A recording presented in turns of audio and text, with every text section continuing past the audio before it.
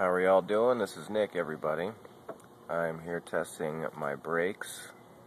So far I've tried to bleed the brakes with no success. I'm just getting some gurgling noises in the right rear bleeder valve. There is the master cylinder, and for whatever reason I'm assuming that this piece, you can see the two hoses, right? Or the two metal pieces coming out of the hose right there. That's part of the vacuum system. For whatever reason, when I pump on the brakes, and I'll show you. I don't know if you can hear that.